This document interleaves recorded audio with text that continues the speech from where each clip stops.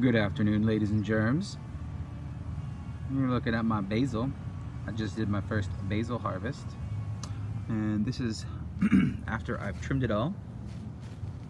This isn't any fancy basil. I think it's just a regular old, I don't know if it's Italian basil or whatever, but tag just says basil on it, so nothing special, but it has certainly grown lots.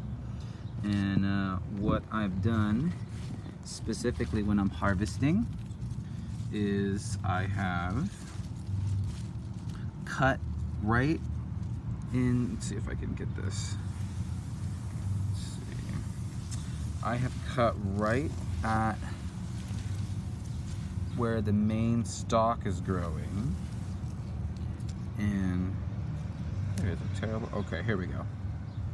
Right at where the main stalk is growing, which is right there. Oh, there we are.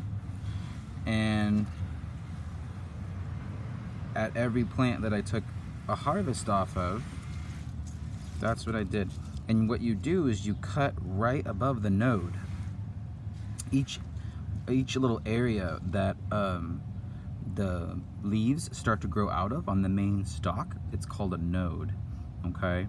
And then the space in between is called, in between nodes, of course, it's called an internode, okay? And the reason why we cut like that is because what it will do is it will stimulate the plant to bush out and to not necessarily, it will not continue to grow upward in the same fashion. It can still grow from the bottom upward, but it will now grow horizontally more and bush out. And you want that because you'll end up just yielding more, okay? And of course, on our basil maintenance, we've you just kind of keep popping off the flowers. They are edible. I eat the little basil buds. They're pretty tasty. I just pick them off and eat them right off the plant. But anyways, here's my first harvest. This is like my first official harvest. I did harvest some Fresno chilies. I didn't really do a video about it, but did but here we go. We got lots of basil, and got a couple little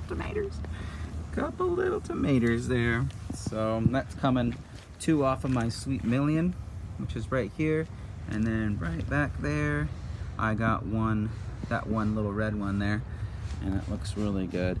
Fresno chilies are jamming, and these ones are hot, man. These ones are super spicy. I didn't think that actually Fresnos, they're not necessarily supposed to be super spicy, but I gotta get these off and harvested, because I guess, you know, again, like I said in a prior video, the longer that they stay on the plant, the harder they get.